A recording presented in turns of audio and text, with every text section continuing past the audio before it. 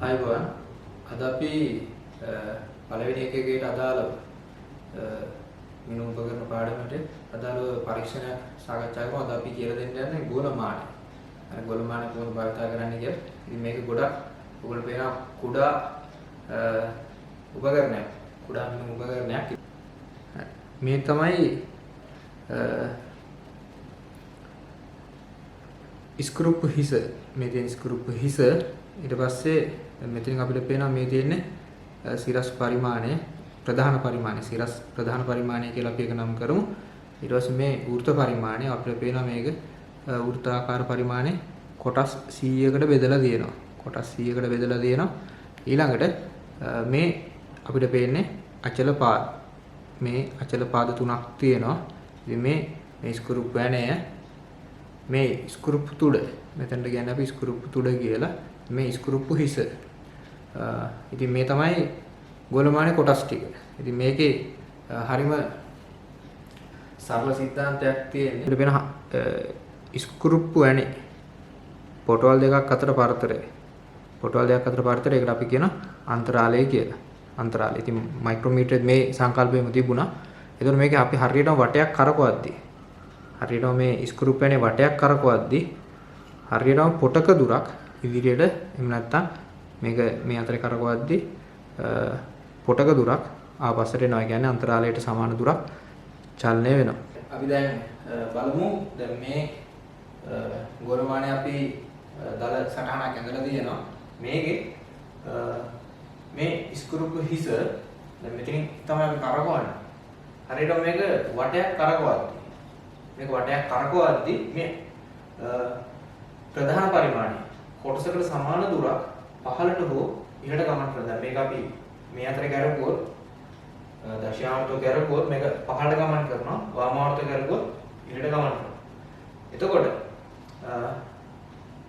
මේකේ පොටවල් දෙකක් අතර පරතරය අපි අන්තරාලය කියලා හඳුන්වනවා. ඊට පස්සේ ඒ අන්තරාලයට සමාන වෙන්නම තමයි මේ ප්‍රධාන පරිමාණය ක්‍රමාංකණය කරන් තියෙන්නේ. දැන් මෙතන මිලිමීටර 1 ගානේ තියෙන්නේ. එතකොට මේකේ අන්තරාලය මිලිමීටර 1යි. එතකොට දැන් බිඳුව මෙතන තියෙන්නේ. මෙතන ඉඳන් උඩට මිලිමීටර 10කුත් මෙතන ඉඳන් පල්ලෙහාට මිලිමීටර 10කුත් වශයෙන් ක්‍රමාංකණය කරලා තියෙනවා. එතකොට ඉහළට මිලිමීටර 10යි පල්ලෙහාට මිලිමීටර 10යි විදිහට පාඩම් වලට යන්න පුළුවන්. මේකේ අපිට දැන් කුඩා මිනුම හොයාගන්න අවශ්‍යයි. ඉතින් මයික්‍රෝමීටරේ කුඩා මිනුම ඔය විදිහට තමයි මේකේ කුඩා මිනුම හොයන්න දෙන්නේ. එතකොට අපි දන්නා දැන් සම්පූර්ණ වටයක් කරකවද්දී අන්තරාලයක ප්‍රමාණයක් රේඛීය චලිත වෙනවා. මේ තුඩ අන්තරාලයක ප්‍රමාණයක් චලිත වෙනවා. එහෙනම් හරියටම මම මේකේ වටෙන් භාගයක් කරගුවොත් අන්තරාලයෙන් භාගය. හරි. ඒ හින්දා අපිට පුළුවන් මේකේ මේ වට පරිමාණය එහෙම නැත්නම් මේ වෘත්ත පරිමාණය මේ විදිහට කොටස් 100කට බෙදලා තියෙනවා. මේ ඉලකින් බලද්දි වෙන්නේ මෙතන බිඳුව තිබුණොත් මේ විදිහට මේක කොටස් 100කට බෙදලා තියෙනවා.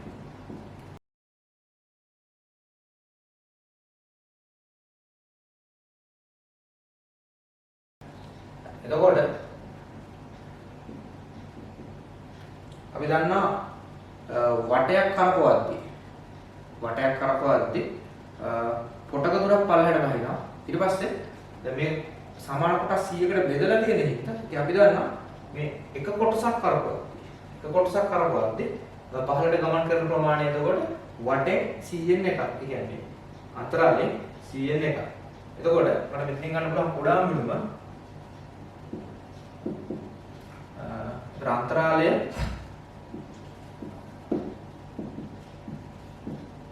අන්තරාලය කියන්නේ මේ පොටවල් දෙකක් අතර අනිවාර්ය පොටවල් දෙකක් අතර පරතරය ඒක බෙදනවා වෘත්ත පරිමාණය කොටස් ගන්න.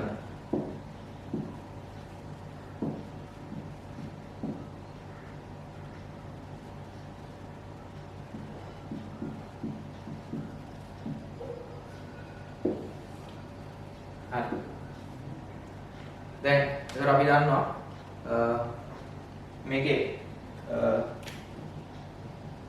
අන්තරාලය මිලිමීටර 1යි වෘත්ත පරිමාණය කොටස් 100ක් තිබුණා. එහෙනම් කුඩා මිනුම 0.01 මිලිමීටර 0.01 මිලිමීටර. එතකොට වටයක් කරපුවාදී මිලිමීටර එකක් පල්ලෙහාට යනවා. ඊට පස්සේ වටෙන් අපි දැන් කොටස් 100කට බෙදලා දෙන හින්දා 100න් එකක් කරපුවා. වටෙන් 100න් එකක් කරපුවා. එතකොට අපිට පුළුවන් එක බෙදීම 100 ප්‍රමාණයක් මේක පල්ලෙහාට යනවා කියලා ගන්න පුළුවන්. එහෙනම් මේ තමයි කුඩා මිනිමම්. මේක අපිට නිවැරදිව හඳුනා ගන්න පුළුවන්. එතකොට අපි දන්නවා වටයක් කරපුවාදී කොටස් 100 නම් ඊට පස්සේ එක කොටසක් කරපුවා. මේ වෘත්ත පරිමාණ එක කොටසක් කරපුවා කියන්නේ ඒතර අන්තරාලයෙන් 100න් එකයි යන්නේ පල්ලෙහාට. අන්තරාලයෙන් 100න් එක. ඒක නිවැරදිව මෙතනින් හඳුනා ගන්න පුළුවන්. ඉතින් ඒකින්ද මේක අපි උපකරණය කුඩා මිනිමම් කියලා හඳුන්වනවා. මේක අපිට නිවැරදිව හඳුනා ගන්න පුළුවන් නිසා. හරි. ඉතින් මයික්‍රෝමීටරේ කුඩා මිනිමම ගත්ත විදිහටම තමයි මේකේ අරගෙන තියෙන්නේ. ඒක න අපි කිව්වේ මෙතන රේඛීය පරිමාණ කොටසක දිග බෙදීම වෘත්ත පරිමාණ කොටස් ගන්න. එතන අන්තරාලයේ බෙදීම වෘත්ත පරිමාණ කොටස් ගන්න කියන සූත්‍රයම තමයි. ඒතර මෙතනත් අපිට අන්තරාලයයි ප්‍රධාන පරිමාණයයි හදාගන්න තියෙන ප්‍රධාන පරිමාණය මෙතන කොටසක් මිලිමීටර එකයි අන්තරාලය මිලිමීටර එකයි. එහෙනම් මෙතන ප්‍රධාන පරිමාණය කොටස දිග කියලා ලියන්නත් පුළුවන්. ඊට වඩා හොඳ අන්තරාලය බෙදීම වෘත්ත පරිමාණය කොටස් ගන්න කියලා ලියන්නේ. හරි. දැන් ඔයගොල්ලෝ පොඩි කටසටහනක් මේක ඇඳගෙන ඊට පස්සේ කුඩා මිනිමම් කියලා ලියලා මේකත් දාගන්න.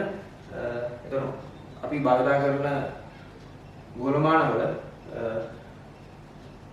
කුඩා මිනිමම 0.01 මිලිමීටර. වෘත්ත පරිමාණය කොටස් 100ක් තියෙනවා. අන්තරාලය මිලිමීටර එකක් වෙන විදිහට හදපු ගෝලමාන තමයි අපි පාවිච්චි කරන්නේ.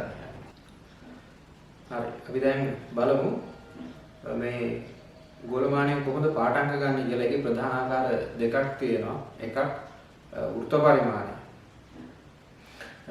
ප්‍රධාන පරිමාණයේ බිඳුවට ඉහළින් පිරෙන අවස්ථාවයි. අනිත් එක ප්‍රධාන පරිමාණයේ බිඳුවට පහළින් වෘත්ත පරිමාණයේ පිරෙන අවස්ථාවයි. අවස්ථා දෙකක් තියෙනවා. මේ දෙකේදී පාඨාංක ගන්න විදිහ විස්තර කරන්න ඕන. ඉතින් අපි මීට කලින් පන්තියේදී මයික්‍රෝමීටර ඉගෙනගෙන තිබුණා. ඉතින් ඒකේ පාවිච්චි කරපු විදිහටම තමයි යන්නේ. දැන් මේකෙදී දැන් මේ තියෙන්නේ බිඳුවට ඉහළින් පිරෙන අවස්ථාව. ඒතර මෙතනදී අපිට පේනවා වෘත්ත පරිමාණයේ පාඨාංකය හොයන්නේ කුඩා මිනුම වැඩි කරන්න ඕන වෘත්ත පරිමාණයේ සම්පාත කොටස. කුඩා මිනුම වැඩි කිරීම වෘත්ත පරිමාණයේ සම්පාත කොටස. ඊට පස්සේ මේකදී අපිට මුළු පාඨාංකය ගන්න අවශ්‍යයි.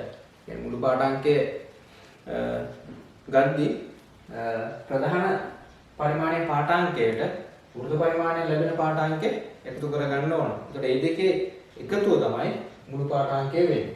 දැන් මේ කතා කරේ අපි ප්‍රධාන පරිමාණයේ බිඳුවට ඉහළින් වෘත්ත පරිමාණය ඇති විට ප්‍රධාන පරිමාණයේ බිඳුවට ඉහළින් වෘත්ත පරිමාණය ඇති විට පාඨාංක වෙන විදිහ තමයි මේ තියෙන්නේ.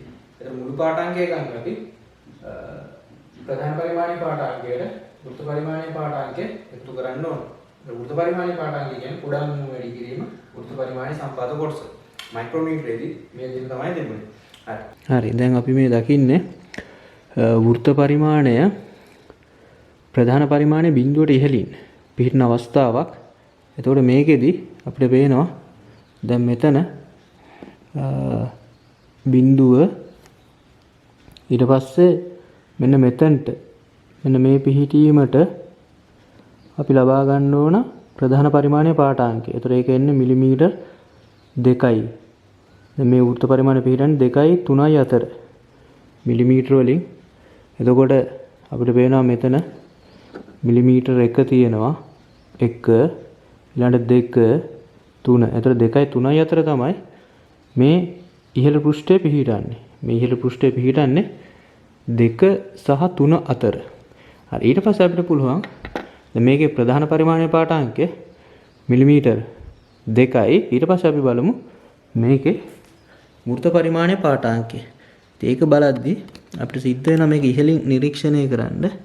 ඉහළින් බලද්දි අපිට පේනවා මේකේ පාඨාංකය වෙන්නේ 46යි.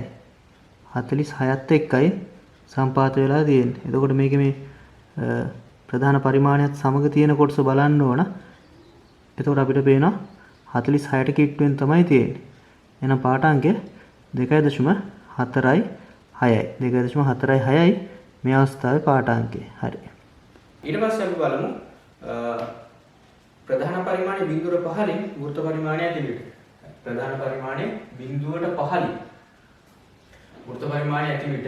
එතකොට හරිය මේ වගේ මේ බිඳුව 1 2 එතකොට මේක දෙන 1 දශම සංඛ්‍යා කියන විදිහට 1 2 අතර තමයි වෘත්ත පරිමාණය පිළිట్లా දෙන්නේ. දැන් මේ අවස්ථාවේදී අපි හරිය නිකන් මයික්‍රෝමීටරේ අපි ඍණ මූලාංක දෝෂයක් හොයන ක්‍රමයේ තියෙන ඒ විදිහම තමයි පාවිච්චි වෙන්නේ. ඒතර මෙතනදී වෘත්ත පරිමාණය පාඨාංගය කියන්නේ කුඩා මිදුම වැඩි කිරීම වෘත්ත පරිමාණය කොටස් ගන්න. වෘත්ත පරිමාණය කොටස් ගන්න එකකින් අඩු කරන්න ඕන වෘත්ත පරිමාණය සම්පාත කොටස. වෘත්ත පරිමාණය සම්පාත කොටස. එතකොට මෙතන මේ මම 100 කියලා ලියුවේ වෘත්ත පරිමාණය කොටස් 100ක් තියෙන නිසා. ඉතින් ඔයගොල්ලෝ මෙතන 100 කියලා ලියා ගන්න එපා. මෙතන ඔයගොල්ලෝ ලියන්න වෘත්ත පරිමාණය කොටස් ගන්න අඩු කිරීම වෘත්ත පරිමාණය සම්පාත කොටස. ඒ ලැබෙන පදේ කුඩා මිදුමේ වැඩි කරලා තියෙනවා. හරි දැන් අපිට පේනවා දැන් වෘත්ත පරිමාණයේ තියෙන්නේ ප්‍රධාන පරිමාණය බිඳුවට පහළින්. එතකොට මේ වෘත්ත පරිමාණය පිළිහිట్లా තියෙන්නේ 1ත් 2ත් අතර. ඒක අපිට පැහැදිලිව පේනවා. එතකොට මෙතන බිඳුව 1 2 හරි. එතකොට අපිට මේකේ 1ත් 2ත් අතර තමයි වෘත්ත පරිමාණය පිහිටන්නේ. හරි. එතකොට අපි ඊට පස්සේ මේකේ බලන්න ඕන වට පරිමාණය එහෙම නැත්නම් වෘත්ත පරිමාණය කියවෙන කොටසත් එක්කද සම්පාත කියලා. දැන් මේක වෘත්ත පරිමාණය සම්පාත වෙලා තියෙන්නේ 31ත් එක්ක.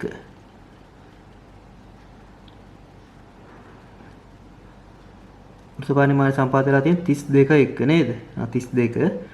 හරි. එතකොට අපි මේක බිඳුවට පහළින් තියෙන නිසා දැන් 32ත් එක්ක සම්පාත වුණාට මේක ඔක්කොම කොටස් 100ක් තියෙනවා. ඉතින් 100ෙන් 32 අඩු කරලා එතකොට අපිට එනවා 68යි. ඒක කුඩා මිදුමේ වැඩි කරගන්න ඕන. එහෙනම් වෘත්ත පරිමාණය පාඨාංකය වෙන්නේ 0.68යි. 0.68යි. එතකොට මේකේ පාඨාංකය වෙන්නේ 1.68යි.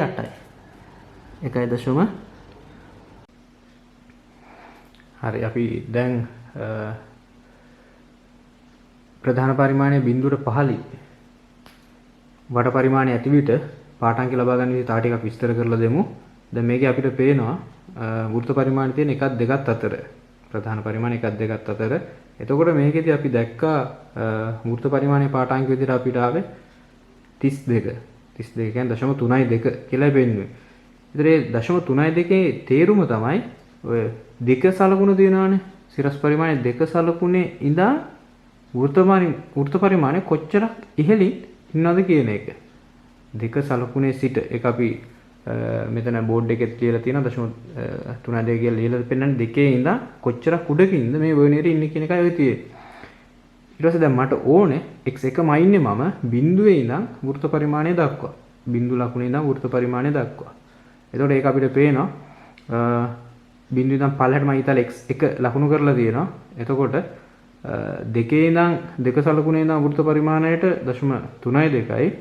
එතකොට එකේ ඉඳන් එක සලකුණේ ඉඳන් වෘත්ත පරිමාණයට එක සලකුණේ ඉඳන් වෘත්ත පරිමාණයට එතකොට පරතරය වෙන්නේ එකෙන් අඩු කරන්න ඕන 0.32. එකෙන් අඩු කරන්න ඕන 0.32. ඒතර අපිට එන්නේ 0.68. 0.68. ඒතර එකට 0.68ක් එකතු කරපුවාම අපිට ආව 1.68 මිලිමීටර කියලා. එහෙනම් x1 කියන්නේ 1.68යි. හරි. ඉතින් මේක හරියම ලේසි වැඩක් තියෙන්නේ. අපි මේ වෘත්ත පරිමාණයේ පාඨාංකය පෙන්වන්නේ දෙක සලකුණේ ඉඳන් වෘත්ත පරිමාණය දක්වා දෙක සලකුණේ සිට වෘත්ත පරිමාණය දක්වා තියෙන පරතරය. ඒ පරතරය තමයි වෘත්ත පරිමාණයෙන් පෙන්වන්නේ. හැබැයි මට අවශ්‍ය වුණේ බිඳුවේ ඉඳන් වෘත්ත පරිමාණය දක්වා කොච්චරක් පරතරයක් තියෙනවද කියලා බලන්න. බිඳුවේ ඉඳන් වෘත්ත පරිමාණයට තියෙන පරතරය. ඒ නිසායි මට සිද්ධ වුණේ එකෙන් 0.32 අඩු කරලා 0.68 කියලා අරගෙන ඒකට මිලිමීටර එකක් එකතු කරලා පාඨාංක 1.68 කියලා ගන්න. හරි. හරි. දැන් අපි බලමු කොහොමද මේ ගොල්මානි උදව් කරගෙන කුඩා බීදුරු කදාවක නැත්නම් පොඩි ප්ලාස්ටික් කැබල් එක ඝනකම මැනගන්න කියලා එක හරිම ලේසි. දැන් අපි පාඨාංක ගන්න පුරුදු වෙලා තියෙන්නේ. පාඨාංග ගන්න විදිය ගන්න ප්‍රධාන පරිමාණයෙන් ගත්තා, වෘත්ත පරිමාණයෙන් ගත්තා. ඒ දෙක එකතු වෙන අපි මුළු පාඨාංගය ගත්තා. හරි දැන් අපි බලමු කුඩා වීදුරු කදාවක ඝනකම ඉන්නේ කොහොමද කියලා. හරි මේක අපි මුලින්ම කරන්න ඕන වීදුරු තහඩුවක් උඩ ගෝලමානයේ තියලා ස්ක්‍රූප්පු තුඩ ගෝලමානයේ ස්ක්‍රූප්පු තුඩ යන්තම් ස්පර්ශ වන තුරු පල්ලෙහාට ගේන්න ඕන. වීදුරු තහඩුව සමග යන්තම් ස්පර්ශ වන තුරු පහළට ගේන්න ඕන. අපි දැන් ගෝලමානයේ වීදුරු තහඩුව මත තියලා ස්ක්‍රූප්පු හිස සෙමෙන් කරකවන්න ඕන. මේ පේන ස්ක්‍රූප්පු තුඩේ හිසත් එහි ප්‍රතිබිම්බයත් යන්තම් ස්පර්ශ වෙනකම්. හරි. එතකොට දැන් අපිට පේනවා දැන් වෙන වෙනම තාම තියෙන්නේ ස්පර්ශ වෙලා නැහැ. දැන් ඔන්න යන්තම් ස්පර්ශ අවස්ථාව ලබා ගත්තා. දැන් උගුරුන් පැහැදිලිව පේනවා ස්ක්‍රූප්පු තුඩත් තුඩේ ප්‍රතිබිම්බයත් වීදුරු තුඩෙන් පෙනෙන ප්‍රතිබිම්බයත් යන්තම් ස්පර්ශ වෙලා තියෙන්නේ. හරි. එතකින් මේ අවස්ථාවේ අපි පාඨාංකය ලබා ගන්න ඕන. එතකොට පාඨාංකය අපිට එනවා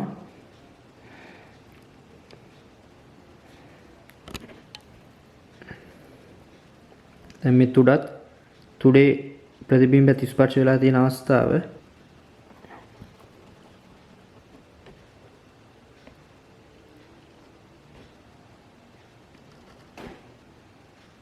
බිඳුවට ආසන්නව වෘත්ත පරිමාණයේ තියෙන බිඳුවට ආසන්නව ඊට පස්සේ අපිට මෙතනින් පේනවා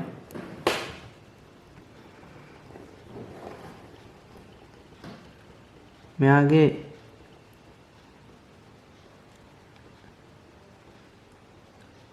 වෘත්ත පරිමාණයේ සම්පාද වෙලා තියෙන කොටස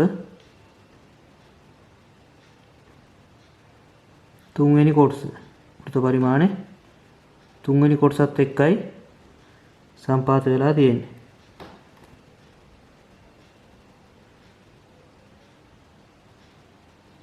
හරි අපි මෙන්න මේ ඉදිරි පෘෂ්ඨයට මේ ක්‍රමාංකනය කරලා තියෙන පෘෂ්ඨයත් එක්ක සම්පාත කොටසයි ගන්නෙ.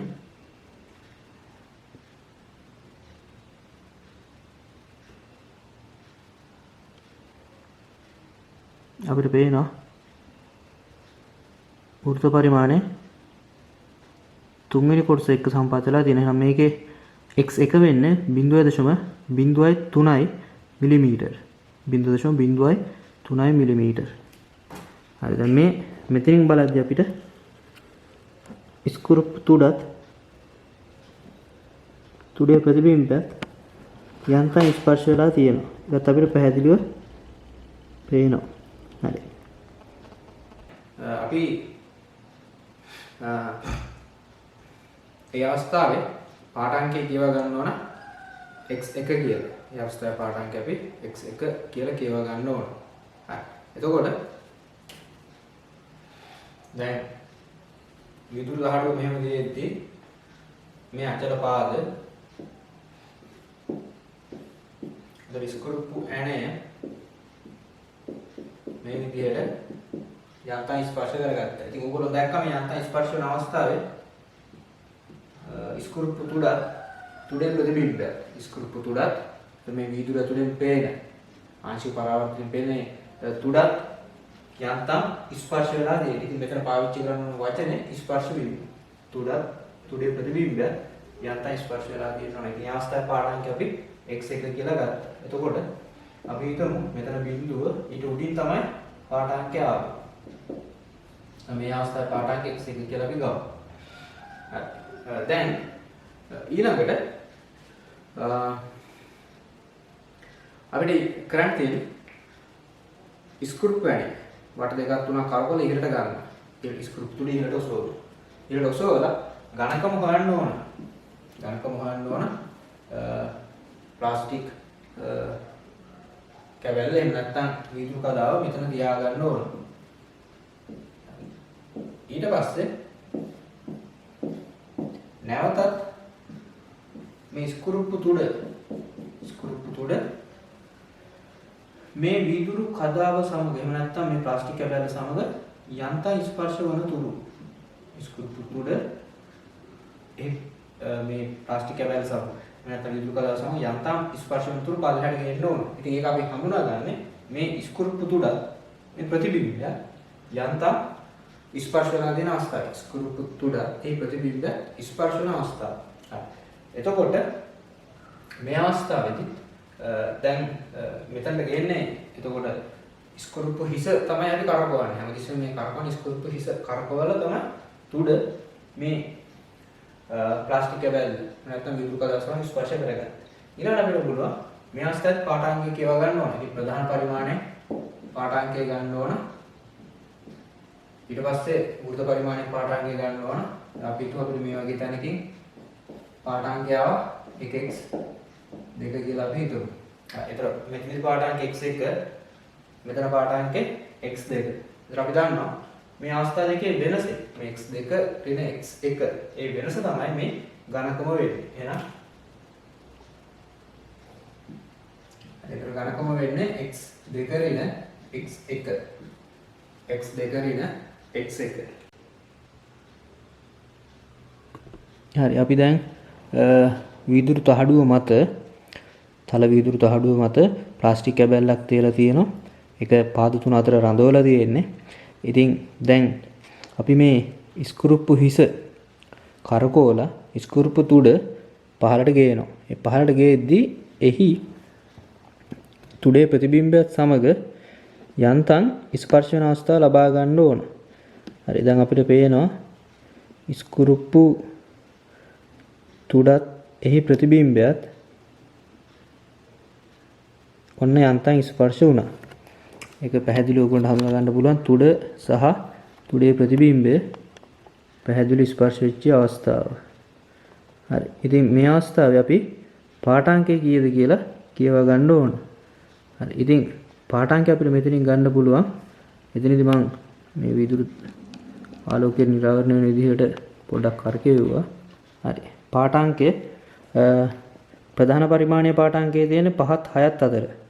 එහෙනම් 5 දශම සංඛ්‍යාවක් එන්නේ. හරි. ඊට පස්සේ අපිට පුළුවන් මේකේ වට පරිමාණය සම්පාද වෙලා තියෙන්නේ කීවෙනි කොටසත් එක්කද කියලා බලන්න.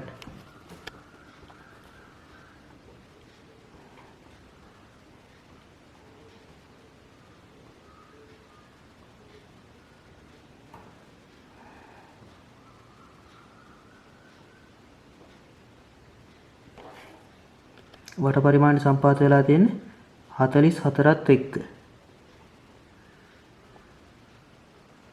44 වෙනි කොටසත් එක්කයි සම්පාත වෙලා තියෙන්නේ. ඒකෙන්ද පාඨාංකය 5.44යි 5.44. ඉතින් මේ ලබා ගත්තේ x 2. එතකොට ප්‍රධාන පරිමාණයේ පාඨාංකය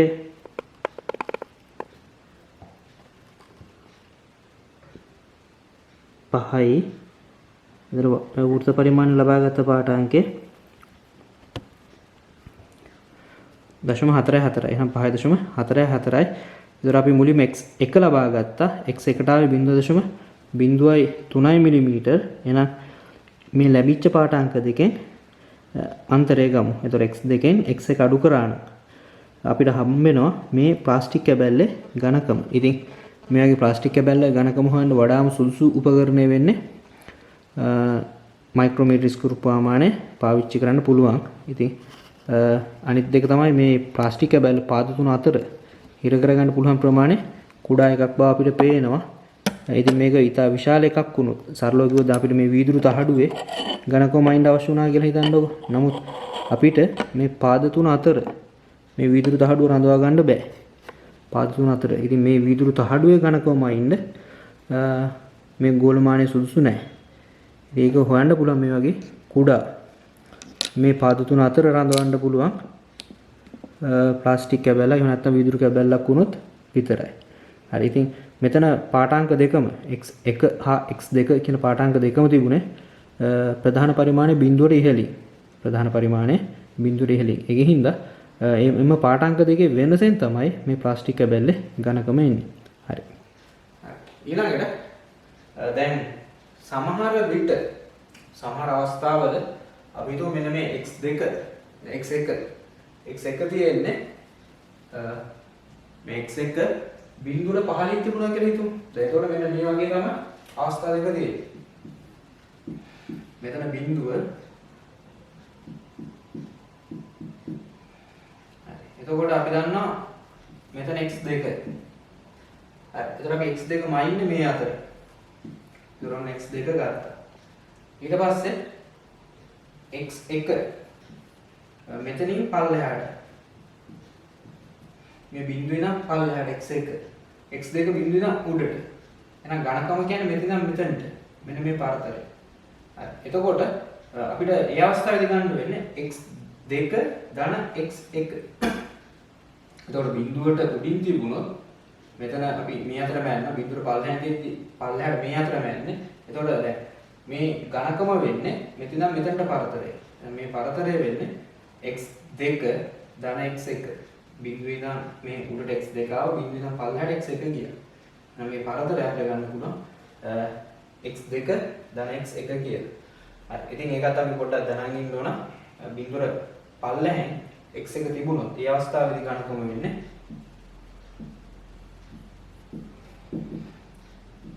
x2 ධන x1 ඔය විදිහටයි දෙන්නේ. හරි. ඉතින් ඔයගොල්ලෝ මේ රූපය ඇඳලා ඊට පස්සේ මේ රූපෙත් ඇඳලා ගණකම කියලා මේ ටික දාගන්න. එතකොට මෙන්න මේක පොඩ්ඩක් අකුරේ එතන තියෙන්න ඕන. මේ කොටස තියෙන්න ඕන. ඊට පස්සේ මේ වගේ අවස්ථාවක් ආවොත් කියන්නේ x1 තියෙන බිඳුවට යටින් x2 තියෙන බිඳුවට උඩින්. ඒ වගේ අවස්ථාවල ගණකම කියන්නේ මේ දෙක එකතු. ඒකට හේතු උනේ බිඳුවේ ලකුණු ඉඳන් තමයි අපි දෙපැත්තට පාඩාක ගත්තේ. එහෙනම් මේ පරතරය අපිට තේරෙනවා මේ දෙකේ එකතු. හරි. ඉතින් ඔයගොල්ලෝ සංඛ්‍යා රේඛාවක් ඉගෙනගෙන තියෙන. ඉතින් සංඛ්‍යා රේඛාවේ මේ වගේ සංකල්පයක් තමයි තියෙන්නේ. හරි. ගෝලමානය උදව් කරගෙන අපි විදුලි කතාව ගණකවමානයේදී පාඨාංක දෙකක් ගන්න සිද්ධ වුණා. එකක් තල පුෂ්ඨයේ තියලා ස්කෘප් තුඩ තල පුෂ්ඨය සමග යන්තම් ස්පර්ශ කරලා ගත්ත පාඨාංකය. ඊට පස්සේ තල පුෂ්ඨයේ මත විදුලි කතාව තියලා විදුලි කතාව සමග ස්කෘප් තුඩ ස්පර්ශ කරලා ගත්ත පාඨාංකය. ඔය පාඨාංකයක් ගද්දී වෙන්න පුළුවන් උපරිම දෝෂයක් තියෙනවා. විය හැකි උපරිම දෝෂයක්. නැත්නම් නිරපේක්ෂ දෝෂය කියලා කියනවා. එතකොට ඒක ඔයගොල්ලෝ මීට කලින් ඉගෙනගෙන තියෙනවා. ඒක උපකරණයේ කුඩා බිමෙන් භාගය. ඒතකොට ඒ පාඨාංකයට දැන් x2 ගද්දී සිදුවේ හැකි උපරිම දෝෂය වෙන්න පුළුවන් උපරිම දෝෂය උපකරණයේ කුඩා බිමෙන් භාගය. ඒතකොට x1 මනින්දී සිදුවේ හැකි උපරිම දෝෂය කුඩා බිමෙන් භාගය. උපරිම දෝෂය කුඩා බිමෙන් භාගය. ඉතින් ඝනකම මනින්දී x2 ඍණ x1. එහෙම නැත්නම් x2 ධන x1.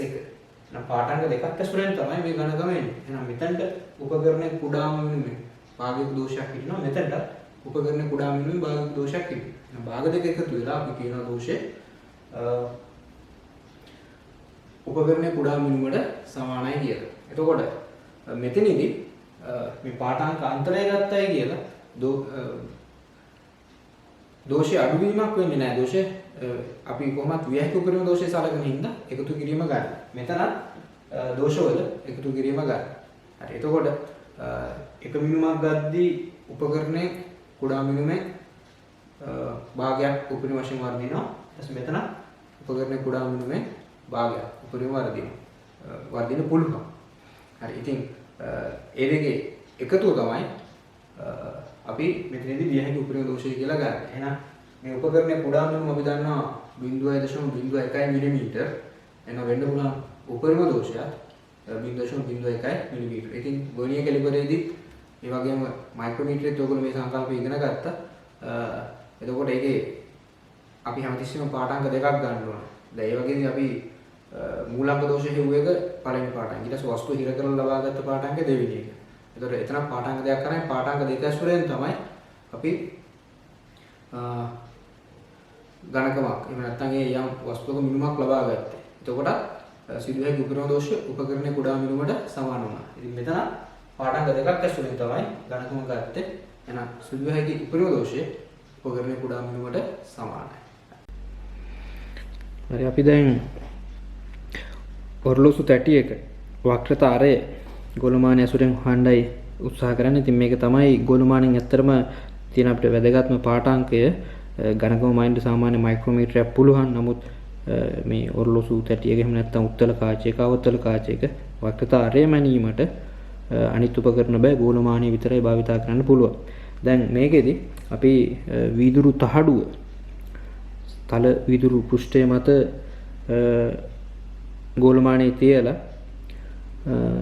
තුඩයි වීදුරු තහඩුව ස්පර්ශ කරලා පාඨාංකය කියවා ගන්න ඕන. ඒක අපි කලිනුත් ලබා ගත්ත එක අපිට ආවේ 0.03 මිලිමීටර x1 ලබාගත් පාඨාංකය. කලිනුත් අපි ඒක විස්තර කරා. දැන් අපි වක්‍ර පෘෂ්ඨය මත තියලා එතකොට මේ අවස්ථාවේ ලැබෙන පාඨාංකය බලමු. දැන් මෙතනදිත් අපිට මේ තුඩයි ස්කෘපු තුඩයි ප්‍රතිබිම්බයයි යන්තම් ස්පර්ශ වන තුරු ස්කෘපු හිස පහළට කරකවන්න ඕන. තුඩත් තුඩේ ප්‍රතිබිම්බයත් යන්තම් ස්පර්ශ වෙන අවස්ථාව.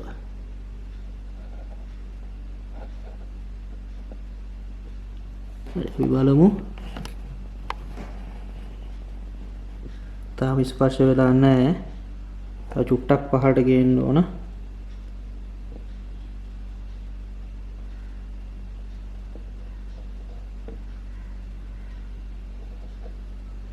හරි. ඔන්න අපිට පේනවා ස්කෘපු තුඩත් තුඩේ ප්‍රතිබිම්බයත්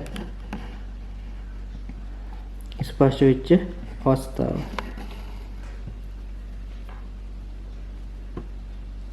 හරි. ඉතින් මේ අවස්ථාවේ අපිට පුළුවන් පාඨාංකය කියවා ගන්න. ඒතර ප්‍රධාන පරිමාණයෙන් අපිට එන්නේ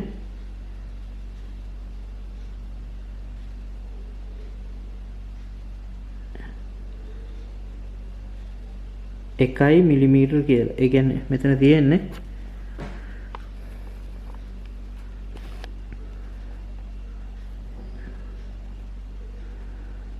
මිලිමීටර්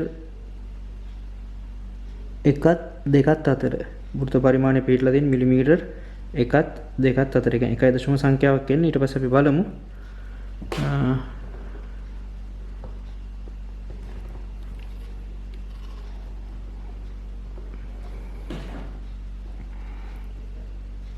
වට පරිමාණය ලැබෙන පාඨාංකය 80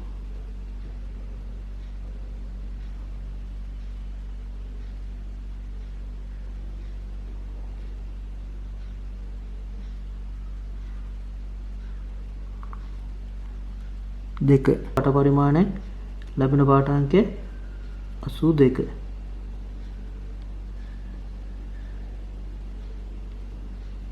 හරි. ඉතින් මේකේ පාඨාංකය වෙන විතර 1.82යි. 1.82යි. ඉතින් මේ x2 ලබා ගත්තේ. එතකොට අපි x1 0.03යි. එහෙනම් x2 න් x1 අඩු කරමු. එතකොට අපිට ලැබෙන 1.79ක් මිලිමීටර කියලා. 1.79යි මිලිමීටර එක තමයි. එතකොට මේ සිම්පල් h කියලා අපි සලකන්නේ. සිම්පල් h කියලා අපි සලකන්නේ මේ ලැබිච්ච පාඨාංක දෙකේ වෙනස. ඒ කියන්නේ x2 රින x1. හරි.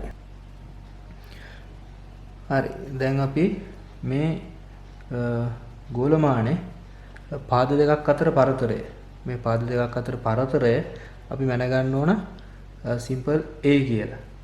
එතකොට මේ සෑම පාද දෙකක් අතර පරතරය මැනලා ඒකේ මධ්‍යනේ ලබා ගන්න ඕන. ඊට පස්සේ මේ ස්කෘප්පු ඇනේ සිට මේ අචල පාදයකට දුර. මේ අචල පාදයකට දුර අපි ගන්නවා සිම්පල් x. මෙතන සිම්පල් x. ඊට පස්සේ මේ අචල පාදයක් අතර පරතරය a. ඉතින් ඒ ටික අපි ලබා ගන්න ඕන. ඒක කොහොමද කරන්නේ කියලා බලමු. ඒකෙදි අපි සුදු කඩදාසියක් භාවිතා කරනවා. සුදු කඩදාසියක් අරගෙන මේ විදිහට මේකේ පාද 3 අචල පාද 3 සලකුණු වෙන විදිහට කඩදාසිය මත තද කර ගන්න ඕන. ඊට පස්සේ අපිට ලැබුණු තිත් තුනක් දැන් ලැබිලා තියෙනවා. ඒ තිත් තුන අපි අඩුරක් සහ පැන්සලක් ආධාරයෙන් යා කර ගන්නවා. ඉතින් අපිට ත්‍රිකෝණයක් හම්බ වෙනවා. හරිනම් මේක සමපාද ත්‍රිකෝණයක් වෙන්න ඕන. මේ විදිහට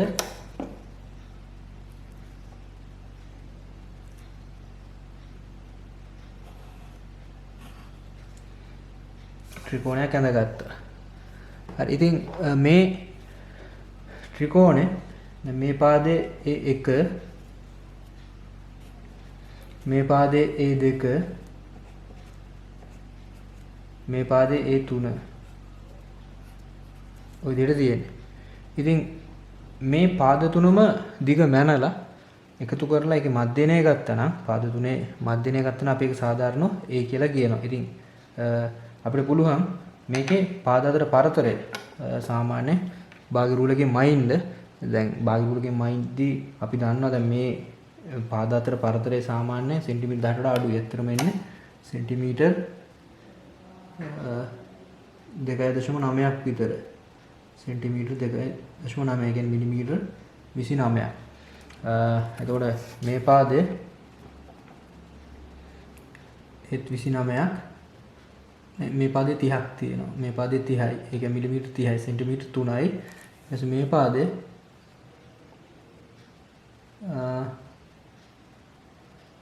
සෙන්ටිමීටර් 3ක් තියෙනවා. සෙන්ටිමීටර් 3ක්. එහෙනම් ඒ ලැබිච්ච පාඨාංක තුනේ මධ්‍යයනය ලබා ගන්න ඕන. ඉතින් අපි දන්නවා මේ රූලෙන් මනිද්දි තියෙන ප්‍රශ්නේ තමයි ප්‍රතිශත දෝෂ 100කට වඩා වැඩි වෙනවා. ප්‍රතිශත දෝෂ 100කට වඩා වැඩි හේතු පාඨාංක සෙන්ටිමීටර් 10ට වඩා අඩු නිසා. ඉතින් අපි මේ වගේ අවස්ථාවල වර්නියර් කැලිපරේ භාවිතා කරලා වර්නියර් කැලිපරේ මේ අභ්‍යන්තර හණුවල මේ තුඩවල් මගින් අපිට පුළුවන් මේ පාඨාංක ලබා ගන්න. අපි බලමු කොහොමද ඒක කරන්නේ කියලා. ඉතින් මේකේ මේ අභ්‍යන්තර හණුවල තුඩවල් මේ පාදයේ දෙකලවරට තියාගන්න ඕන. මෙතෙන්ටයි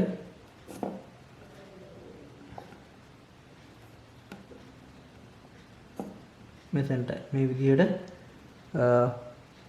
තුඩු වලට පාදයේ දෙකලවර එන විදිහට තියාගෙන ඊට පස්සේ අපිට පුළුවන් මේකේ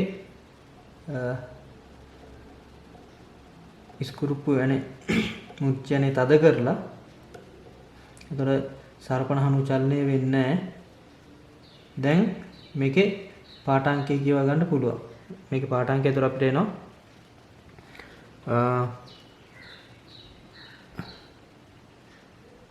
ප්‍රධාන පරිමාණයේ පාඨාංක එන්නේ 2.9යි. මේ පාදවල දිග මැනගෙන ඒකේ මධ්‍යයනය ලබා ගත්තා නම් අපිට වඩා නිවැරදි පිළිතුරක් එනවා. ඉතින් විභාගයේදී ඕගොල්ලන්ට ඒ උත්තර දෙකම එක්කෝ වර්නියර් කැලිපරේ කියලා ලියන්න පුළුවන්. වර්නියර් කැලිපරේ ගන්නවා නම් පාඨාංකය ගන්න විදිහත් ඕගොල්ලෝ දැනගෙන ඉන්න ඕන. අභ්‍යන්තර හණුවල තුඩු පාදයේ දෙකලවරට තබා පාඨාංකය කියව ගන්න ඕන. ඊට පස්සේ එහෙම නැත්නම් අපි භාග්‍ය රූලක් එහෙම නැත්නම් මීටර රූලක් ආධාරයෙන් දිග මනිනවා කියලා ගන්නවා. හැබැයි මීටර රූලෙන් මැන්නොත් තියෙන ප්‍රශ්නේ තමයි ප්‍රතිශත දෝෂය 100කට වඩා වැඩි වෙනවා. හරි.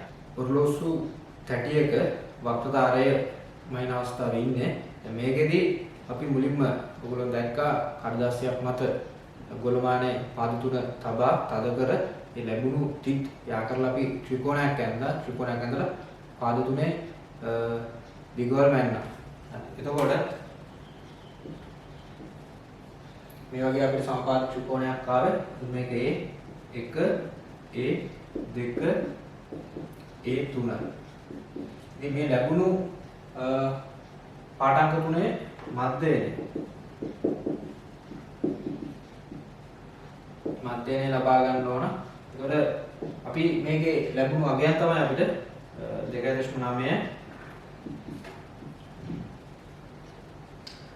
3.0 බෙදීම 3. හරි. ඉතින් මේකේ අපි අපිට එන්නේ එතකොට 2.9යි 6යි කියලා. ඉතින් මේක දශම ස්ථාන එකකට වටේලා තියන්න ඕන. අපි මේ මීටර රූලෙන් ගත්ත පාඨාංකය ඉතින් මේක වටේලා තියද්දී අපිට එන්නේ 3.0යි සෙන්ටිමීටර කියලා. හරි. 3.0යි සෙන්ටිමීටර. ඔන්න ඒ සඳහා මධ්‍යන අගය ගත්තා. හරි. ඉතින් අපි මම මේ පාඨාංක ප්‍රකාශ කරේ මේ නිරූපණය කරලා දෙන්නේ මීටර රූලෙන් නැත්නම් අඩි රූලෙන් ලබාගත්ත පාඨාංක. හරි. ඊළඟට අපිට පුළුවන් මේකේ අචල පාදයක ඉඳන් ස්ක්‍රූප් ඇණයකට තියෙන දුර x ස්ක්‍රූප් ඇණයක දුර x ලබා ගන්න. ඒක මෙන්න මෙතන මේක දැන් සමපාද ත්‍රිකෝණයක් කියලා ගත්තාම මේ පාදයේ A මේ පාදයේ A මේ පාදයේ මේක අපි මැදේනේ අරගෙන තියෙන්නේ. ඊට පස්සේ මෙතන මැද තමයි ස්ක්‍රූප් ඇණය තිබුණේ. එහෙනම් මෙතනට දුර simple x. මේ දුර simple x. හරි. ඊට පස්සේ අපිට පුළුවන් මෙතනදී මේක සමපාද ත්‍රිකෝණයක් නිසා අපි දන්නා මේ කෝණයේ අංශක 60 බැගින් තියෙන්නේ. මෙතන 60 මේ කෝණෙත් 60. ඒක හරියටම මෙතන මේ කේන්ද්‍රයට යා කරලා දෙන හින්දා සමානව බෙදෙනවා. ඒකින්ද අංශක 30ක් කියලා එන්නේ. කෝණය සමච්ඡේදනය වෙලා තියෙන්නේ. හරි. එහෙනම් ඊට පස්සේ අපිට පුළුවන් දැන් මෙතනටම A. එහෙනම් මේකෙන් දැන් මෙතන මේ කේන්ද්‍රය නිසා මෙතන මේ අනගත්ත ලම්බකේ මේ පාදයේ සමාන කොටස් දෙකකට බෙදෙනවා. හරි. එහෙනම් මෙතනට දුර A බෙදීම 2යි. මේක x. හරි. එහෙනම් මේකේ අපිට පේනවා මෙන්න මේ ත්‍රිකෝණේ cos 30. cos 30 කියන්නේ ඒතර බද්ධ පාදයේ A බෙදීම 2යි. ඒක බෙදන්න ඕන x ගේ කර්ණය වෙන්නේ x. නම් බද්ධ පාදයේ බෙදීම කර්ණය. ඔය විදිහට ගත්තා. හරි. එතකොට අපිට පුළුවන් මෙතනින් cos 30 මූල 3ට 2යි. cos 30 ගේ මූල 3ට 2යි. ඒක කොහොමද වෙන්නේ කියන එක අපි ඉස්සර හැදි ත්‍රිකෝණමිතිය යටතේදී උන් නැවතත් උගන්වන්න. දැන් අපි cos 30 මූල 3ට 2යි කියන එක ආදේශ කරමු. ඊට පස්සේ මෙතන A බෙදීම 2 ඊට මෙතනට x. හරි. එහෙනම් අපිට x කියන එක එනවා A බෙදීම මූල 3යි. x අගේ හොයාගත්ත A බෙදීම මූල 3යි. අපි A කියන වෙනම දන්නවා. ඉතින් මේ විදිහට x අගේ ලබාගෙනයි තියෙන්නේ. හරි. එහෙනම් නැවතත් මතක් කරගන්න මේ x කියලා කියන්නේ අචල පාදයක ඉඳන් ස්ක්‍රූප් ඇණයට තියෙන පරතරය. අචල පාදයකින් සිට ස්ක්‍රූප් ඇණයට තියෙන පරතරය තමයි මේ x කියලා අපි ලබා ගත්තේ. අපි දැන් වක්‍රතාවය ගණනය කරගන්න විදිහ අපි පොඩ්ඩක් බලමු. දැන් මේ විදිහට වක්‍ර පෘෂ්ඨය තිබුණා. ඊට පස්සේ අපි අචල පාද මේ මට්ටමේ ගියේදී අචල පාද මේ විදිහේදී ස්ක්‍රූප් තුඩ මේ අවස්ථාවේ තියලා අපි පාඨාංගය කියවා ගත්තා x2 ඊට පස්සේ ස්ක්‍රූප් තුඩ මෙතනදී පාඨාංකේ x1 කියලා ගත්තා. ඊට පස්සේ මේ වෙනස h මේ වෙනස අපි h කියලා ලබා ගත්තා. හරි. එතකොට පාද සියල්ලම එකම මට්ටමේදී එකම තලයේදී පාඨාංක x1 ඊට ස්ක්‍රූප් තුඩ වක්‍ර පෘෂ්ඨය සමග යන්තම් ස්පර්ශ කරලා ලබාගත්ත පාඨාංකය x2 එහෙනම් මේ h කියලා කියන්නේ x2 ඍණ x1. හරි. එතකොට අපිට x2ට ආවේ 1.8 2යි x1ට ආවේ 0.03යි එහෙනම් h කියන එක අපිට ආවා 1.79යි මිලිමීටර. ඔය විදිහටයි h ගණනය කරගත්තේ. දැන් ඊට පස්සේ අපි මේක වක්‍රතාවය r මේ පාදය ඊට පස්සේ මේ පාදය වෙන්නේ r ඍණ h ඊට පස්සේ මෙතන අපි දන්නවා අචල පාදයේ ඉඳන් ස්ක්‍රූප් ඇණයට දුර අචල පාදයක සිට ස්ක්‍රූප් ඇණයට දුර x. x කියන්නේ A බෙදීම මූල 3යි. දැන් අපි ඒක ලබාගෙන තියෙන්නේ. සුළු මොහොතක කලින් අපි ගත්තා x කියන්නේ A බෙදීම මූල 3යි කියලා. හරි. එහෙනම් දැන් මේ සියල්ල උදව් කරගෙන අපිට පුළුවන් මේ ත්‍රිකෝණය මෙතන O මේක A මේක B කියලා හිතමු. එතකොට මේ OAB ත්‍රිකෝණයට පයිතගොරස්ගේ ආදේශ කරලා ඒක ඇස්වලින් අපිට පුළුවන් r ගණනය කරගන්න. හරි. මම දැන් OAB ත්‍රිකෝණයට පයිතගොරස්ගේ දාමු. එතකොට මේකේ මම මෙතනින් එනවා r වර්ගය සමානයි ඊට මෙතන x වර්ගය මේ ටික r ඍණ h වල වර්ගය. r ඍණ h වල වර්ගය. ඊට පස්සේ අපිට පුළුවන් මෙතනින් x කියන්නේ ඒ බෙදීම මූල 3 වර්ගය. r වර්ගය මැද පදයේ ඍණ 2ක් rh මෙතනින් h වර්ගය. මෙතන තියෙන r වර්ගය. ඊට පස්සේ මේක අපිට පුළුවන් r වර්ගයේ දෙපැත්තම කපලා දාන්න. r වර්ගයක් දෙපැත්තම කපලා. ඊට පස්සේ මේ පදේ මෙහෙට ගෙනාවා 2ක් rh මෙතන තියෙන a වර්ගය බෙදීම 3 මෙතන තියෙනවා h වර්ගය. ඊට පස්සේ මේක r උක්ත කරු දෙපැත්තම 2ක් h කින් බෙදමු. එතකොට මෙතනට එනවා 6ක් h මෙතන h වර්ගයේ බෙදීම 2ක් h. ඊට පස්සේ අපිට පුළුවන් මේකේ h කපලා දාන්න. මෙතනින් h කැපිලා ගියා. ඊට පස්සේ r සමානයි a වර්ගයේ බෙදීම 6ක් h දැන් h බෙදීම 2. හරි. ඉතින් මෙන්න මේ සූත්‍රය අපිට පුළුවන් r වක්‍රතාවය කොච්චරක්ද කියලා ගණනය කරගන්න. අනිත් ඔයගොල්ලෝ පොඩි සටහනක් මේ රූපය ඇඳලා මේක ඔප්පු කරලා ගන්න. මේක මම පොඩ්ඩක් නැවත මතක් කරන්න. කැපිටල් R කියන්නේ වක්‍රතාවය, x කියන්නේ අචල පාදයකින් සිට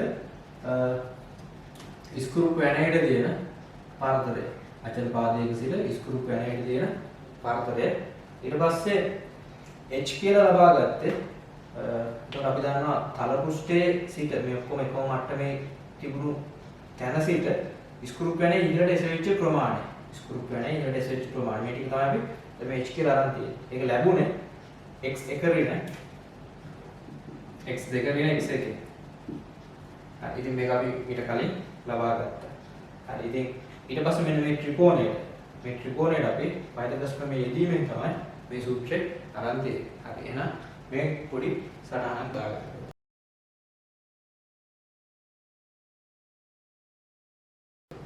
අපි දැන් ලැබුණු වගයක් ආදේශ කරලා වක්‍රතාවය ගණනය කරගමු. දැන් මෙතනදී අපට සූත්‍රයේ වර්ගයේ බෙදීම 6h ධන h බෙදීම 2. එතකොට ඒ සඳහා අපිට ආවේ සෙන්ටිමීටර් 3, කියන්නේ මිලිමීටර වලින් ගත්තොත් 30යි. මිලිමීටර 30 h සඳහා 1.79 ඊට මෙතන h 1.79 බෙදීම 2. හරි. ඉතින් මේ ඔක්කොම අගයන් මම ආදේශ කරලා තියෙන මිලිමීටර වලින්. ඉතින් අවසානයේ අපිට උත්තරය ලැබෙන්නේ මිලිමීටර වලින්. මිලිමීටර. හරි. ඉතින් අපි මේකේ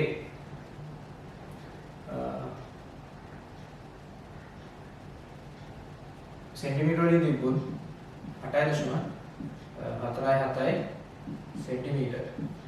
ඔය විදිහට අපි පුළුවන් මේකේ වක්‍රතාවය ගණනය කරලා බලන්න. හරි. අධික භාවිතයත් සමග ගෝලමානයේ ස්ක්‍රූප් ඇණයත් විල්ලත් ගෙවී යාම නිසා මේ ස්ක්‍රූප් ඇණය මේ විදිහට චලනය වෙනවා. ඒ කියන්නේ මේක 100%ක්ම සිරස් වෙන්නේ නැහැ. ඉතින් මේ වගේ අවස්ථාවල මේ විදිහට චලනය වෙනවා. ඉතින් මේ වගේ අවස්ථාවක සිරස් පරිමාණය එහෙම නැත්නම් ප්‍රධාන පරිමාණය ගන්න පාඨාංකය දෝෂ සහිතයි. එතකොට මේ වගේ අවස්ථාවක කොහොමද මේකෙන් පාඨාංකයක් ගන්න කියන එකත් පොඩ්ඩක් විස්තර කරලා දෙන්න ඕන. මේකෙදී අපි සිරස් පරිමාණයෙන් පාඨාංක ගන්නෙ නැතුවයි පාඨාංක ගන්නෙ. හරි. අපි දැන් මුලින්ම ස්කෘප්පු තුඩ එහි ප්‍රතිබිම්බයේ සමග යන්තම් ස්පර්ශ වන තුරු නැත්නම් වීදුරු කදාව සමග යන්තම් ස්පර්ශ වන තුරු සිරස්ව පල්ලෙහාට ගන්නවා.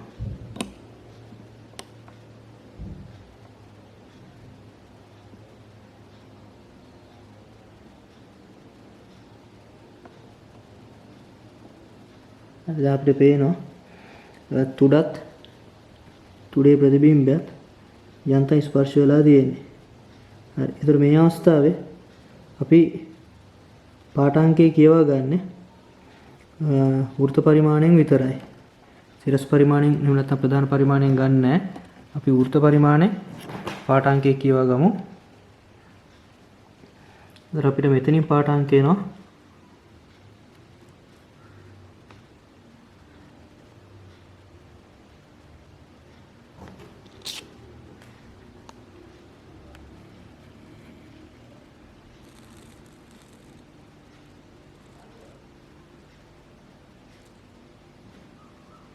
8 පරිමාණය 11 සමගයි සම්පාත වෙලා තියෙන්නේ.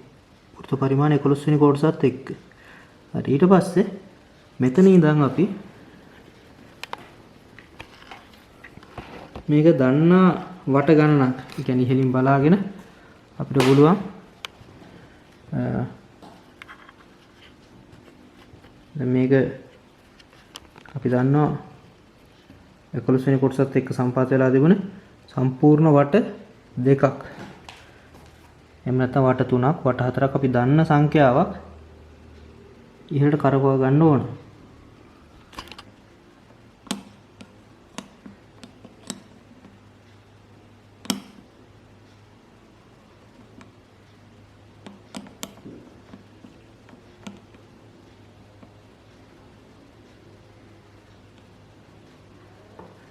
හරි. එතකොට දැන් මම සම්පූර්ණ වට දෙයක් ඉහළට කරකවුව නිසා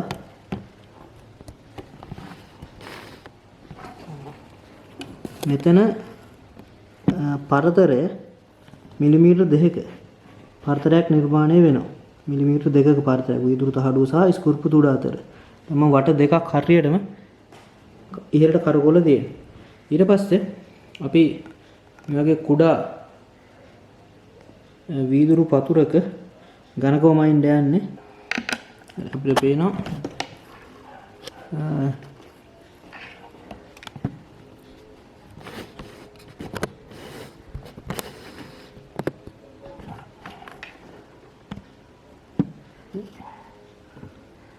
දැන් වීදුරු කදාව සහ දැන් වීදුරු තහඩුව සහ ස්කුර්පු තුඩ අතර අපි කුඩා වීදුරු කැවැල්ලක් තියාගෙන ඉන්නවා. දැන් අපි නැවත ස්කුර්පු තුඩ පහළට ගෙන එනවා. දැන් අපි කොටස් ප්‍රධාන පරිමාණය කොටස් දෙකක්. එහෙම නැත්නම් වෘත්ත පරිමාණයෙන් නම් කොටස් 200ක් ඉහළට අරගෙන තියෙන්නේ. දැන් නැවත ස්කුර්පු හිස කරකවලා පල්ලෙහාට ගෙනත් මේ තුඩයි තුඩේ ප්‍රතිබිම්බයයි නැවත ස්පර්ශ කරගන්න ඕන. තුඩයි තුඩේ ප්‍රතිබිම්බයයි නැවත ස්පර්ශ කරන්න යන්නේ. එතකොට අපි ඉහළින් බලන්න ඕන කොටස් කොච්චරක් වෘත්ත පරිමාණයේ කොටස් කීයක් පල්ලෙහාට එනවද කියලා. හරි. එතකොට මෙතනින්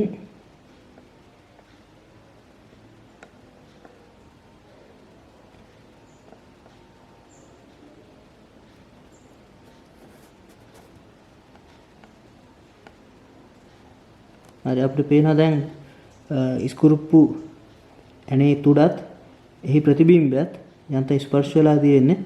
එතකොට මම පල්ලෙහාට නැවත කරකවලා තියෙනවා කුඩා කොටස් 97ක්. ඒක මෙතනින් කියවා ගන්න.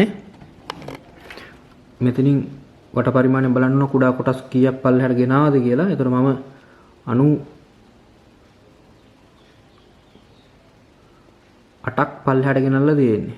98ක් පල්ලෙහාට ගෙනල්ලා. එතකොට මම කුඩා කොටස් 200ක් උඩට ගත්තා. දැන් 98ක් පල්ලෙහාට ගෙනාවා.